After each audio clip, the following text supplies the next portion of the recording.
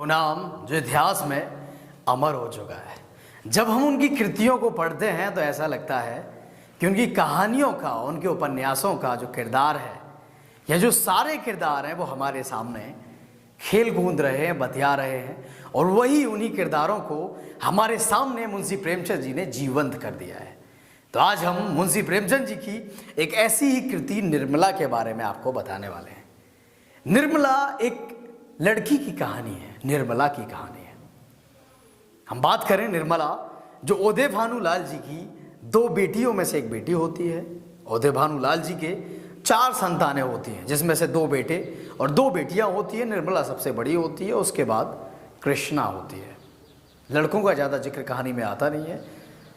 तो हम आगे बढ़ते हैं और कहानी को आपको बताते हैं। और अगर आप मुंशी प्रेमचंद जी को पढ़ चुके हैं तो आप जानते हैं कि वो भावनाओं को किस तरीके से शब्दों में पिरोते हैं। तो इसमें भी भावनाओं का जो होता है वो फटा पड़ा है इस किताब में। तो आप भी अगर भावनाओं को पढ़ने के इच्छुक हैं तो इस किताब को ज़रूर पढ़िएगा। बढ़ते हैं इस कहानी की तरफ। तो उदय भानुलाल जी की 4 संतानें होती हैं। उदय भानु जी पेशे से वकील होते हैं। उनके परिवारों का बोझा भी उनके कंधे पर होता है। और उदय भानुलाल और उनकी श्रीमती जी बहुत खुशी खुशी अपना जीवन काट रहे होते हैं। उसके बाद उन्हें चिंता सताती है अपनी बेटी निर्मला को एक अच्छा वर खोजने की, निर्मला की शादी करने की। और निर्मला के लिए एक घर देख के आते हैं, वापस लौटते हैं, शादी की तैयारियां करते होते हैं। उसी समय उनका अपनी श्रीमती से झगड़ा हो जाता है। श्रीमती से झगड़ा होता है तो जो उदय भानुलाल जी वकील साहब रात में ही घर से निकल पड़ते हैं और श्रीमती जी को ये दिखाने के लिए कि उदय भानु जी इस कैरेक्टर जो इसमें है वो सोचते हैं कि कुछ दिन मैं घर से बाहर रहूँगा, उसके बाद देखता हूँ कि श्रीमती जी किस तरीके से लड़की की शादी की तैयारी करती हैं। उदय भानु जी रात को घर से निकलते हैं और निकलते ही जैसे ही वो निकलते घर से कुछ ही दूरी पहुँचते हैं, सन्नाटा होता है और उनके पीछे उन्हें लगता है जैसे कोई व्यक्ति पीछे पीछे आ रहा है। थोड़ा और तेज चलने लगते हैं, व्यक्ति भी तेज बढ़ने लगता है और जब वो देखते हैं तो सहम जाते हैं, क्योंकि कभी उन्हें एक केस लड़ा था, उन्हें केस मिला था। उस केस को उन्होंने लड़कर जो व्यक्ति उनके पीछे चल रहा था उसको सजा दिलाई थी, वो छूट के आ चुका था। वो धमकी देता है उदय भानु जी को और धमकी देने के बाद छीना झपटी होती है और सिर पर लाठी उदय भानु जी के बजा देता है। उदय भानु जी वहीं ढेर हो जाते हैं, उनकी लीला वहीं समाप्त हो जाती है। उसके बाद घर पर रोना धोना होता है और जो उदय भानुलाल जी की श्रीमती होती हैं परेशान होती हैं, अपने शास्त्री को, पंडित को उसके घर भेजती हैं जो लड़के वाले को देख के आया था, लड़का जहाँ शादी होनी थी निर्मला की। शास्त्री जी वहाँ जाते हैं, जाके पता चलता है कि वो दहेज के लालची हैं और उन्होंने इस शादी के लिए मना कर दिया है, क्योंकि वकील साहब मर चुके थे। तो उन्हें लगा कि इस घर से कुछ मिलने वाला नहीं है, तो वो शादी तोड़ देते हैं। तो पुराने ज़माने में जो है प्रथा होती थी कुछ दशकों पहले, नाई और पंडित को भेजा जाता था वर देखने के लिए। तो शास्त्री जी यहाँ भी गए थे पुराने रिश्ते, जहाँ पुराना रिश्ता तय हुआ था। उसके बाद शास्त्री जी और घर देखने जाते हैं, कुछ दिनों बाद लौटते हैं, कुछ दिन का महीने लगते हैं शास्त्री जी को। लौटते हैं और लौटने के बाद श्रीमती जी को वकील साहब की सब कुछ बताते हैं कि इतने इतने घर हैं। श्रीमती जी सभी घर और बर देखती हैं। उसके बाद वो घर चुनती हैं जिसमें उन्हें कोई दहेज नहीं देना पड़ता है। लेकिन उस घर में ये परेशानी होती है कि लड़का भी वकील होता है, लेकिन उम्र लड़के की बहुत होती है।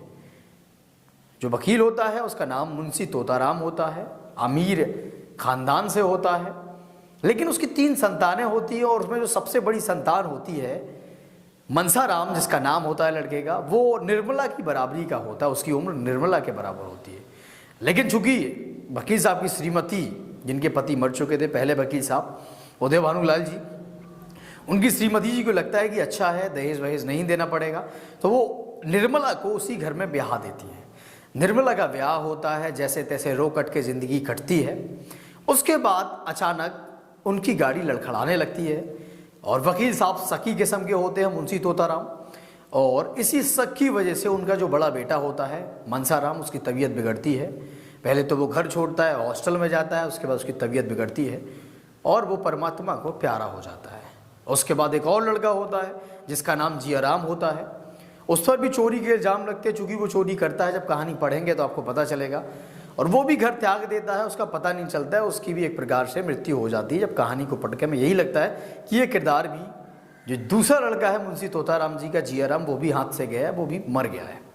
अब बात करते हैं, कहानी में एक ट्विस्ट आता है कि जो पहली जो पसंद होता है, या जो वकील साहब पहले होते, भानूलाल जी होते पहले वकील, वो जिस लड़के को पसंद करते हैं वो लड़का फिर से निर्मला और मुंशी तोताराम की ज़िंदगी में आता है।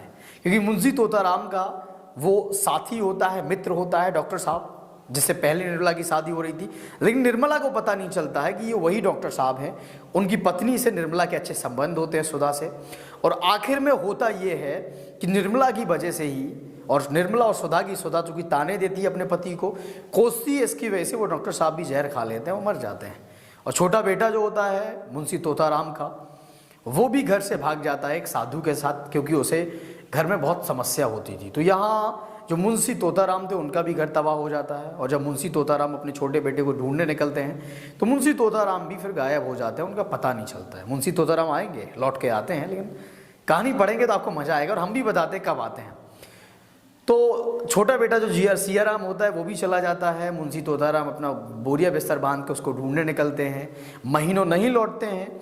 और एक बीच में जो मुंशी तोताराम और निर्मला की एक संतान भी होती है, जो एक बेटी होती है। निर्मला उसको पालती पोसती हैं। और जब मुंशी तोताराम चले जाते हैं, निर्मला रोती भी लगती हैं, और आखिर निर्मला की भी तबीयत खराब होती है, और एक दिन निर्मला भी लाश हो जाती हैं, उनकी भी मौत हो जाती है।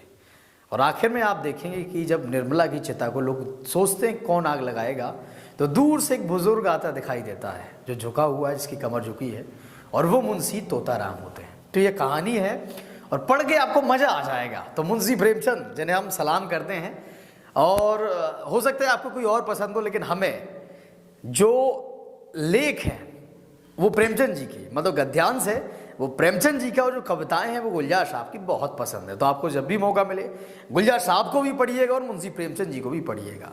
तो आपको ये कहानी, ये वीडियो कैसा लगा ज़रूर बताइएगा। और हाँ, मुंशी प्रेमचंद जी को, खासतौर पर निर्मला को ज़रूर पढ़िएगा। इसमें मुंशी प्रेमचंद जी ने ये भी बताया है कि किस तरीके से एक बेमेल जोड़ी ने कई घर बर्बाद किए हैं, और एक प्रकार से एक संदेश भी इसमें छुपाया है। तो आपको जब भी मौका मिले किताब ज़रूर पढ़िएगा। और हाँ, जनता का राज भी देखते रहिएगा, अपनों तक सब्सक्राइब करते रहिएगा, शेयर करिएगा। धन्यवाद।